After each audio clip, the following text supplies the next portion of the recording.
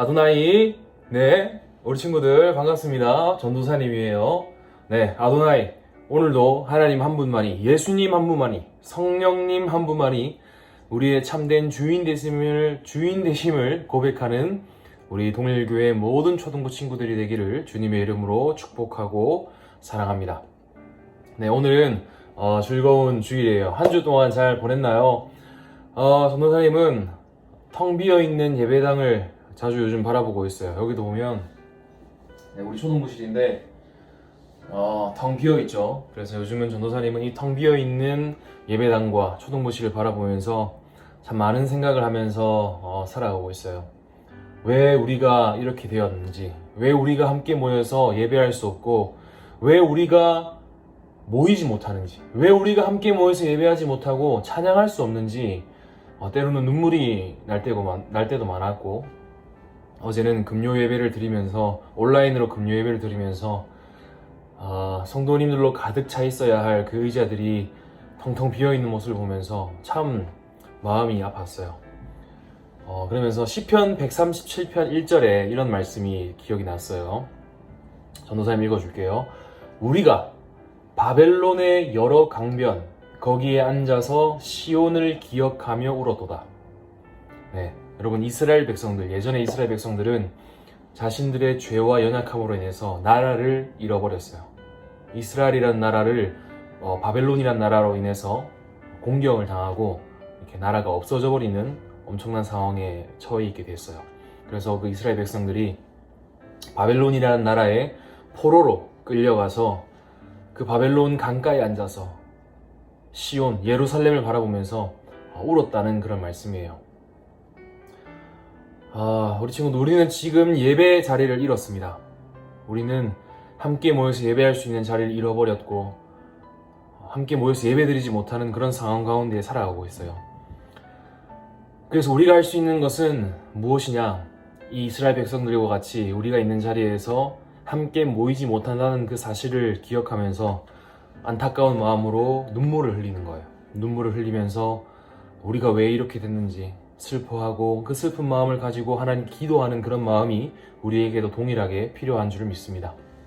그렇지만 우리 하나님께서는 그 이스라엘 백성들을 잊지 아니하셨어요. 잊지 아니하시고 하나님의 무한하신 자비와 사랑으로, 영원하신 그 사랑으로 이스라엘 백성들, 바벨론에 끌려간 이스라엘 백성들을 기억하시고 다시금 이스라엘 백성들에게 나라를 회복시켜 주시고 예배의 자리를 회복시켜 주셨어요. 우리가 이 슬픔의 자리, 예배의 자리에 나올 수 있는 그런 상황이 아니지만, 예배의 자리를 잃어버렸지만, 우리가 이 자리에서 하나님을 향해 우리의 눈물을 올려드릴 때, 눈물의 기도를 올려드릴 때 하나님께서 우리의 모든 예배의 자리를 회복시켜 주시리라 전도사님을 믿습니다. 그래서 오늘은 예수님이 부활하신 작은 부활절 주일입니다. 그래서 우리가 오늘 각자의 자리에서 예배 드릴 때 하나님께서 우리에게 눈물을 회복시켜 주시고 기도를 회복시켜 주셔서 정말 우리가 잃어버렸던 예배의 자리들이 회복될 수 있는 그 은혜가 충만하기를 우리 친구들에게 축복합니다. 네, 우리는 이제 계속해서 예수님의 기도, 예수님이 가르쳐 주신 그 기도에 대해서 배우고 있죠. 그래서 오늘은 예수님의 기도 스쿨 두 번째 시간으로 우리 친구들과 함께 말씀을 나누려고 합니다. 네, 오늘 말씀 마태복음 6장의 말씀인데요. 우리 친구들 성경을 가지고 있으면 이 영상을 잠시 멈추고 오늘 본문 말씀을 한번 꼭 읽고 오세요. 네, 꼭 읽어서 오늘 우리가 어떤 말씀을 통해서 배우는지 한번 살펴보고 오면 우리 친구들의 영혼에게도 엄청난 큰 도움이 되리라 생각합니다. 네, 우리는 이제 주기도문, 일명 주기도문이라고 하죠. 예수님이 가르쳐 주신 그 기도를 계속 배우고 있습니다. 그래서 저번 주에는 우리가 다른 종교의 기도와 우리의 기도, 기독교의 기도가 어떻게 다른지에 대해서 배웠어요. 첫 번째는 다른 종교는 죽은 존재에게 기도를 하지만, 허공에 외치는 소리에 지나지 않았지만, 우리는 어떤 분에게 기도한다? 네, 살아계신 하나님. 지금도 살아계셔서 우리의 모든 기도를 들어주시고 응답해주시는 그 하나님께 우리가 기도한다고 배웠어요. 또한 두 번째, 다른 종교는 그냥 이거 주세요, 저거 주세요 하면서 무엇인가를 구하는 기도만 하지만, 우리 기독교의 기도에 있어서 가장 큰 특징은 무엇이냐? 하나님과 친해지기 위해서, 쉽게 말하면 하나님과 교제하기 위해서, 하나님과 더욱더 깊은 관계에 들어가기 위해서 기도를 한다고 했었죠. 그래서 그 친해지기 위해서 친해졌기 때문에 우리가 하나님을 뭐라고 부를 수 있게 됐다? 맞아요. 아버지라고 부를 수 있게 됐었죠. 그래서 전도사님이 저번 주에 하나님을 아버지라고 부를 수 있는 그 사실이 가장 큰 구원이다 라고 우리 친구들에게 얘기를 했던 기억이 나요. 자, 오늘도 이 하나님의 아버지 되심, 예수님이 가르쳐 주신 그 기도를 우리가 배워보려고 해요. 자, 우리가 이 세상을 창조하신, 하늘 너무 아름답죠? 이 세상을 창조하신 하나님을 아버지라고 부를 수 있다는 사실은 쉽게 말하면 어떤 말이냐? 우리가 어떠한 모습이든지 상관없이 어떠한 모습으로든지 하나님 앞에 자유롭게 마음대로 편하게 나아갈 수 있다는 사실을 알려준다는 거예요. 왜냐하면 그분이 우리의 무엇이 되시기 때문에 아버지가 되시기 때문에. 여러분, 우리가 아버지에게 나아가기 위해서 특별한 옷을 입거나 특별한 격식을 차려서 특별한 말을 하면서 꼭 나아가야 되는 건 아니잖아요. 우리가 아버지에게 나아가기 위해서는 편하게 나아가는 거예요. 왜냐하면 나의 아버지이시니까. 여러분, 그러나 우리가 생각할 것은 무엇이냐? 우리는 하나님을 향해서 그냥 쉽게 저절로 아버지라고 부를 수 있게 된 게 아니었어요. 여러분, 우리가 하나님을 아버지라고 부를 수 있게 하시려고 어떤 한 분이 엄청난 일을 하셨어요. 우리가 하나님을 향해서 아버지, 사랑하는 나의 아버지라고 부를 수 있게 하시려고 어떤 한 분이 엄청난 일을 행하셨다는 거예요. 여러분, 누가 무슨 일을 했을까? 바로 예수 그리스도께서 십자가에 달려 돌아가셨다는 거예요. 여러분, 예수님이 십자가에 돌아가셨다. 예수님이 십자가에 죽으신 이유에 대해서 많은 설명들을 할 수 있어요. 우리의 죄를 용서해 주시기 위해서, 우리를 의롭다 하시기 위해서, 우리를 하나님 앞에서 살아나게 하기 위해서, 100점짜리 존재로 만들기 위해서, 우리를 하나님의 백성으로 살게 하시기 위해서, 살게 만들기 위해서, 그렇게 하기 위해서 예수님이 십자가에 돌아가셨다라고 얘기를 할 수도 있지만, 그러나 예수님이 십자가에 죽으신 이유 중에서 가장 중요한 이유 중에 하나는 우리의 마음에 성령 하나님을 보내주셔서 그 성령 하나님의 힘으로 우리가 하나님을 향하여 아빠, 아버지라고 부를 수 있게 하신 거예요. 예수님은 우리가 하나님을 향해서 아빠, 아버지라고 부를 수 있게 하시기 위해서 십자가에 돌아가셨다는 거예요. 여러분, 우리에게 이 사실이 가장 큰 선물이요 기쁨이라는 사실을 믿기를 축복합니다. 우리 친구들에게 있어서 가장 큰 선물은 뭐예요? 전도사님에게 있어서 가장 큰 선물이 있어요. 우리 친구들도 집에 보면 선물 받은 것들이 많이 있겠죠. 장난감도 있을 것이고 만화책도 있을 것이고 여러 가지 좋은 전자기기들도 있을 텐데, 전도사님에게 있어서 가장 큰 선물, 전도사님이 이때까지 짧은 삶을 살면서 받았던 가장 큰 선물은 무엇이냐? 하나님을 향해서 아버지라고 부를 수 있게 만들어주신 성령님, 바로 전도사님 안에 계시는 성령님이 전도사님에게 있어서 가장 큰 선물이에요. 여러분, 그 성령님이 하나님을 향해서 아버지라고 부를 수 있도록 우리 안에서 도와주시는 그 성령님이 어떻게 내 안에 거하시게 되었어요? 예수님을 믿을 때, 예수 그리스도를 믿을 때에, 예수님의 그 놀라우심을 믿을 때에 우리 마음 안에 성령님이 거하시게 된다는 거예요. 성령님이 우리 안에 그때 찾아오신다는 거예요. 여러분, 예수님의 무엇을 믿어야 돼요? 우리가 예수님의 무엇을 믿을 때 성령님이 우리 안에 찾아오세요? 전도사님이 늘 말하는 것처럼 우리가 예수 그리스도의 십자가, 그 십자가의 죽으심을 우리가 믿으며 나아갈 때, 우리가 그 믿을 때에 성령님이 우리 안으로 들어오셔서, 내 마음에 들어오셔서 하나님을 향하여 아빠, 아버지, 아빠, 아버지라고 부를 수 있게 만들어 주신다는 거예요. 여러분, 지금 하나님을 향해서 아빠라고 불러보세요. 하나님 아버지라고 한번 불러보세요. 여러분, 쉽게 불러줘요? 내가 정말 아무런 거리낌이 없이 하나님을 향해서 하나님을 생각하면서 그분은 나의 아버지다, 그분은 나의 아빠야, 그분은 나를 사랑하셔, 나는 그분의 아들이고 그분의 딸이야 라고 그런 생각이 들고 그런 말이 쉽게 나와요? 하나님 아버지라는 말이 쉽게 나오고 있어요?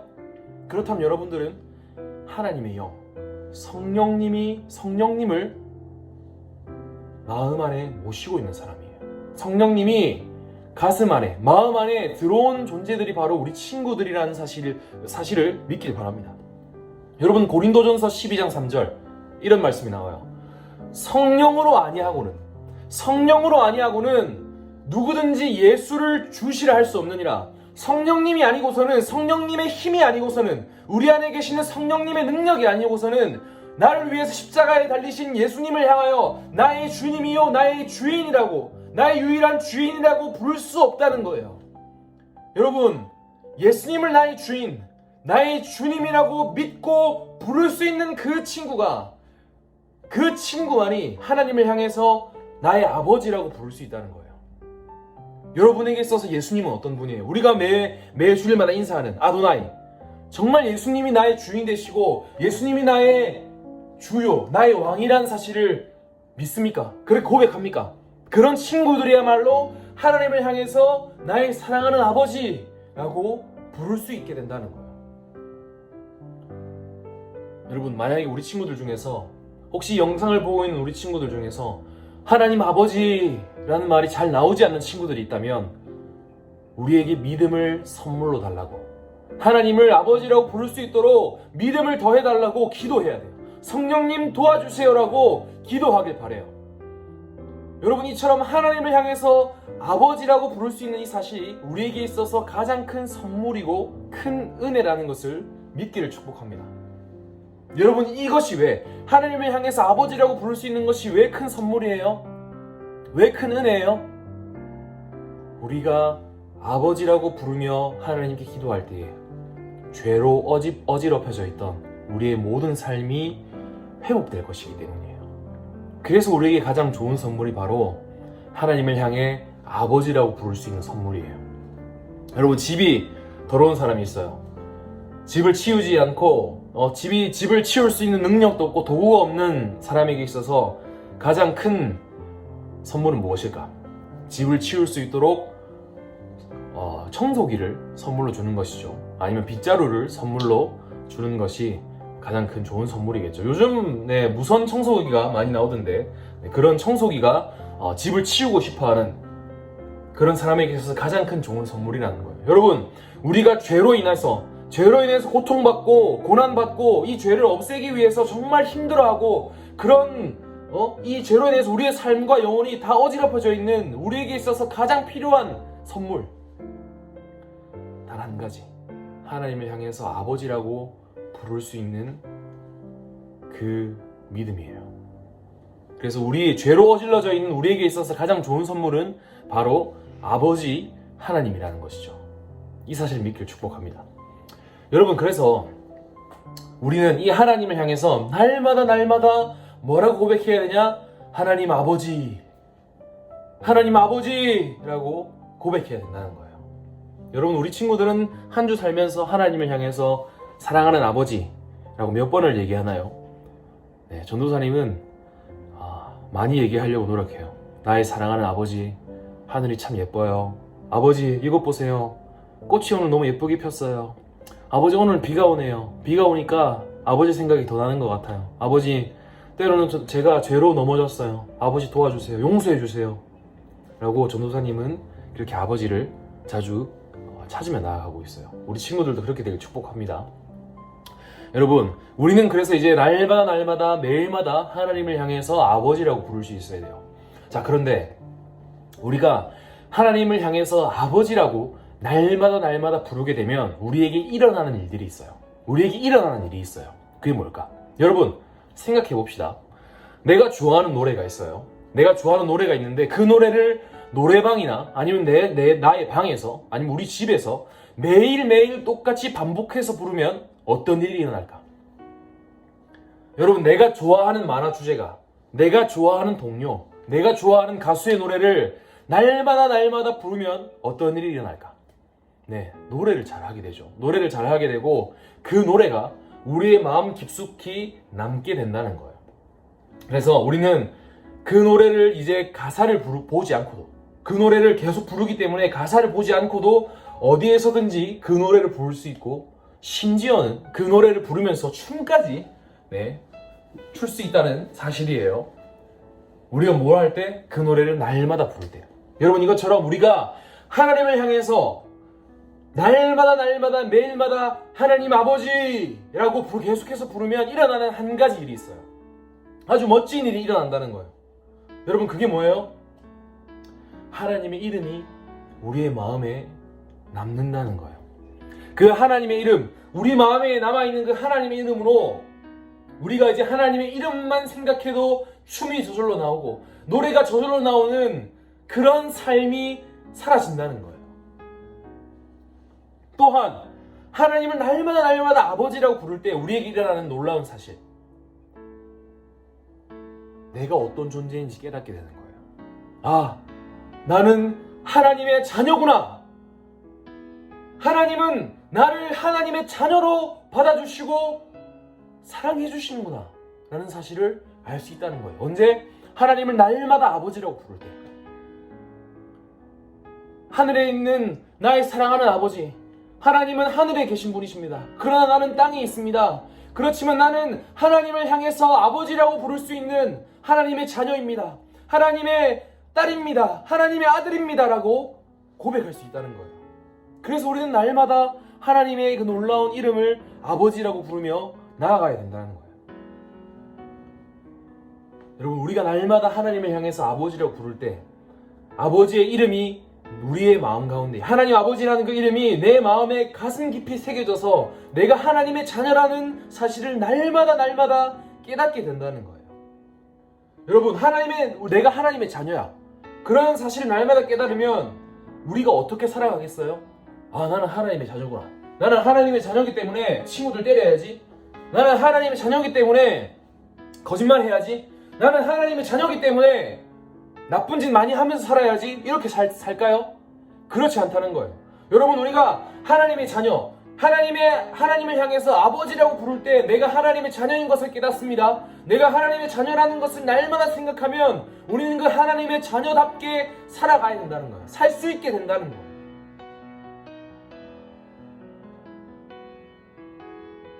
내 사랑하는 아버지의 이름을 더럽히지 않기 위하여, 내 사랑하는 아버지의 이름을 세상 사람들이 무시하지 못하고 멸시하지 못하게 하기 위해서 내가 정말 잘 산다는 거예요.